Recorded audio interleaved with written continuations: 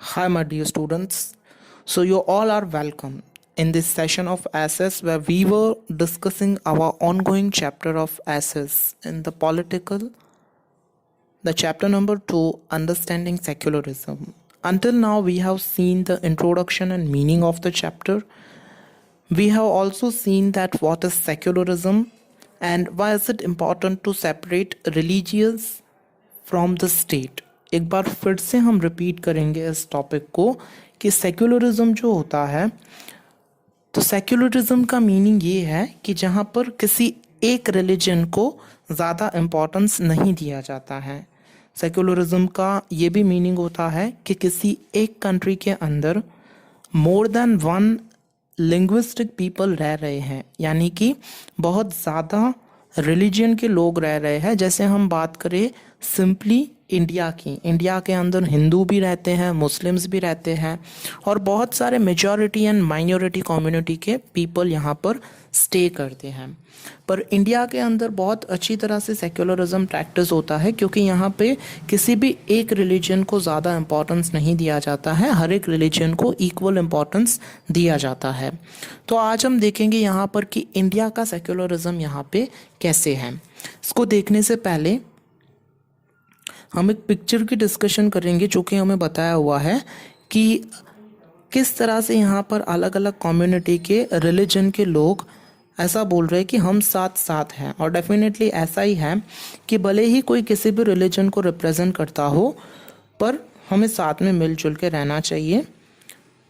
So the Indian constitution mandates that the Indian state be secular. India का constitution ये सिखाता है कि इंडिया का जो स्टेट है वो सेक्युलर होना चाहिए, और होना भी चाहिए क्योंकि सेक्युलर से हमारा ये मतलब होता है कि लोगों को मिलजुल के रहना चाहिए और किसी एक रिलीजन के ऊपर ज़्यादा दबाव नहीं डालना चाहिए। अकॉर्डिंग टू द कॉन्स्टिट्यूशन, अगर हम बात करें कॉन्स्टिट्यूशन की, only a secular state can realize its objective to ensure the following.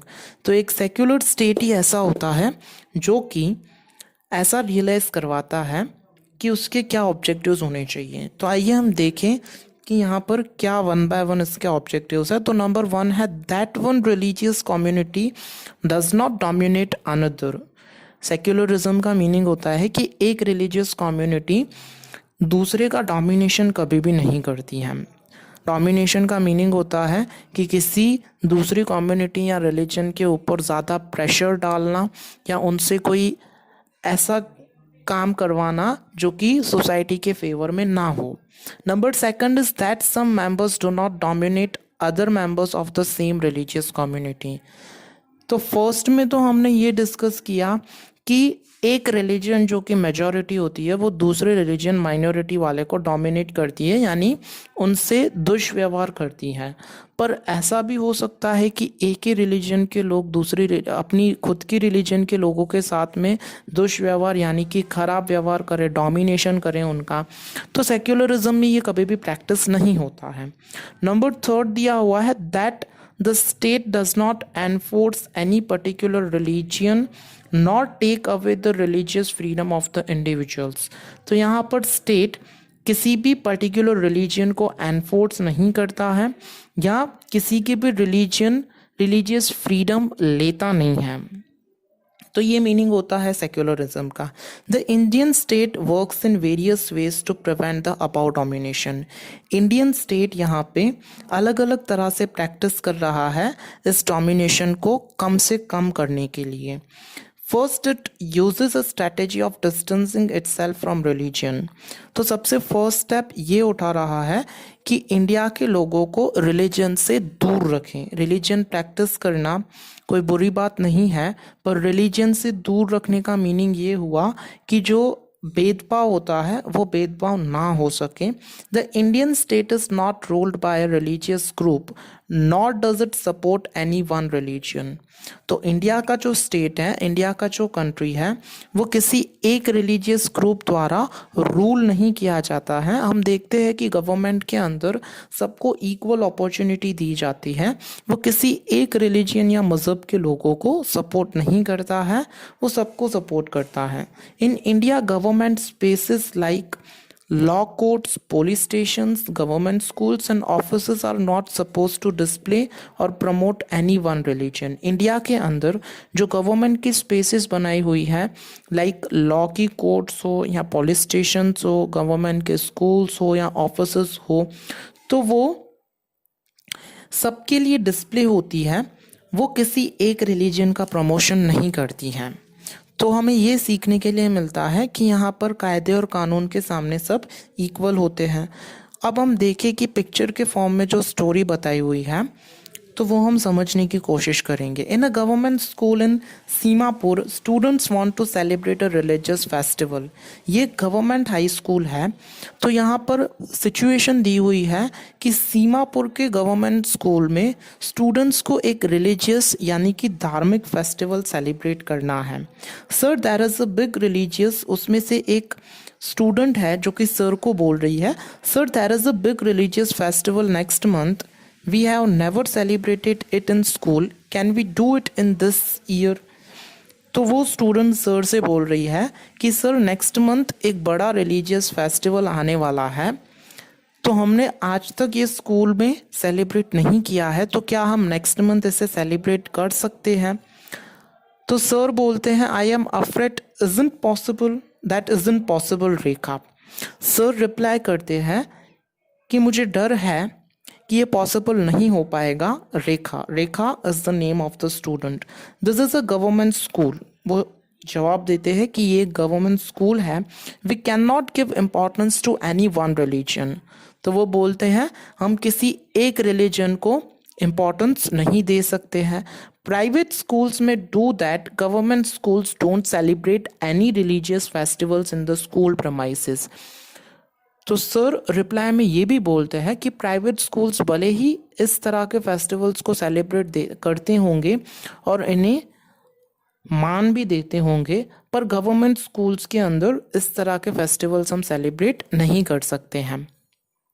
Most religious festivals are public holidays so that we can celebrate these at home. और last में फिर ये बोल के एंड करते हैं कि ज़्यादातर रिलीजियस फेस्टिवल्स के दिन पे पब्लिक हॉलीडेज होती हैं, तो बेहतर यही रहेगा कि हम घर पे रहकर इस तरह के फेस्टिवल्स को सेलिब्रेट करें। अब जब छूट के वो बच्चे जब घर पे जाते हैं तो एक दूसरे के साथ में डिस्कस करते हैं, तो उसमें से एक बच्चा जिस स्टूडेंट ने, रेखा ने क्वेश्चन किया होता है, तो उसे बोलता है कि I never thought of it this way, I guess we can always celebrate it outside school. वो बच्चा बोलता है कि मैंने इस तरह से कभी भी नहीं सोचा था कि स्कूल से हमें इस तरह का रिप्लाई मिलेगा, तो मैं सोच रहा हूँ कि ये फेस्टिवल हमें स्कूल से बाहर सेलिब्रेट करना चाहिए, not inside the school but outside the school. अब वही स्टूडेंट रेखा उसे आंसर देती है anyway we were planning to celebrate it in our locality. तो रेखा बोलती है कि कुछ भी हो पर हम तो ये फेस्टिवल सोच रहे हैं कि अपनी लोकेलिटी यानी कि सोसाइटी में सेलिब्रेट करेंगे ही। So in the above story board the celebration of the religious festival with in the school would have been a violation of the government's policy of treating all religions equally. तो ऊपर की story board में हमें ये देखने के लिए मिला कि सारे religious festivals with in the school के अंदर गवर्नमेंट की एक पॉलिसी है कि वहाँ पर नहीं सेलिब्रेट हो। उसका एक ही रीज़न है कि अगर फेस्टिवल सेलिब्रेट होगा तो किसी एक रिलीजन के साथ में फेवरिज्म होगा और दूसरी रिलीजन के साथ में अगेंस्ट में जाएंगे, यानी कि वो फेस्टिवल दूसरे रिलीजन का सेलिब्रेट नहीं करते हैं, तो वहाँ पे इशू क्रिएट हो सकता है। Now government schools can not promote any one religion either in their morning prayers और थ्रू रिलीजियस सेलिब्रेशन। तो गवर्नमेंट स्कूल किसी भी एक रिलीजन को प्रमोट नहीं कर सकती है, बढ़ावा नहीं दे सकती है, चाहे वो फिर मॉर्निंग के स्कूल प्रेयर्स हो या फिर रिलीजियस के सेलिब्रेशंस हो। This rule does not apply to private school. इस तरह का कोई भी रूल प्राइवेट स्कूल को अप्लाई नहीं करता है। The second way in which Indian secularism works to prevent the about domination is through a strategy of non interference.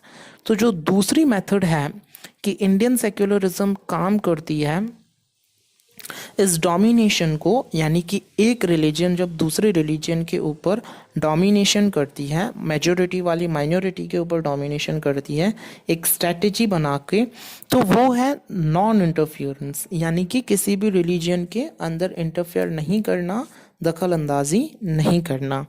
This means that in order to respect the sentiments of all religions and not interfere with religious practices. इसका मतलब हुआ कि सभी religious के sentiments को respect करना, उनका मान आदर करना और इंटरफियर नहीं करना किसी भी रिलीजियस प्रैक्टिस के ऊपर. The state makes certain exceptions for particular religious communities. State इनके ऊपर कुछ एक्सेप्शंस बनाती है कुछ पर्टिकुलर रिलीजियस कम्युनिटीज को लेकर. अब इसी तरह से यहाँ पर एक दूसरी स्टोरी दी हुई है. A group of friends who have recently bought scooter are meeting to go for a ride together. तो यहाँ पे दो स्टूडेंट्स का पिक्चर दिया हुआ है. वहाँ पर समझाया हुआ है कि उन्होंने एक स्कूटर लिया हुआ है और वो राइड करने के लिए जा रहे हैं. तो उसमें से एक फ्रेंड बोलता है जो हेलमेट पहन रहा है, Hey, I hope you have a helmet. You know the law in Delhi requires that you wear one. तो वो फ्रेंड बोलता है अपने दूसरे फ्रेंड से कि तुझे आपको पता ही होगा कि ये एक लॉ बनाया हुआ है कि जब हम कहीं पर भी जा रहे हैं टू व्हीलर लेकर, स्पेशली इन दिल्ली, तो वहाँ पर हमें हेलमेट पहनना बहुत ज़रूरी है. Why aren't you wearing a helmet, do you want to be find. तो वो अपने फ्रेंड से क्वेश्चन करता है कि क्यों आप हेलमेट नहीं पहन रहे हो, क्या आपको इसके लिए फ़ाइन पे करना है, दंड पे करना है. तो वो फ्रेंड बोलता है don't worry I will not be find. तो वो फ्रेंड बोलता है उस रिप्लाई में कि आप चिंता ना करें, मुझे फाइन नहीं होगा. तो वो जो फ्रेंड पहले हेलमेट पहना हुआ होता है वो फिर से क्वेश्चन करता है, hey Paramjeet why won't you be find. तो वो क्वेश्चन करता है कि परमजीत आपको फाइन क्यों नहीं होगा. तो परमजीत रिप्लाई करता है for 6 wearing a pagri is very important part of our religion, the government can not force me to wear a helmet. तो वो फिर रिप्लाई करता है कि 6 के लिए पगड़ी पहननी वो बहुत ही इम्पॉर्टेंट पार्ट है रिलीजन का, गवर्नमेंट उन्हें फोर्स नहीं कर सकती है हेलमेट पहनने के लिए. So in the above story board Paramjeet the Sikh youth does not have to wear a helmet. इस स्टोरी बोर्ड में हमें देखने के लिए मिला कि परमजीत जो कि सिख यूथ है उसे हेलमेट पहनने की कोई भी ज़रूरत नहीं है. This is because the Indian state recognizes that wearing a pagri or turban is central to Sikhs religious practice. इसका रीज़न है कि इंडियन स्टेट रिकॉग्नाइज करता है पगड़ी पहनने को, वो सेंट्रल है सिख की रिलीजियस प्रैक्टिस को.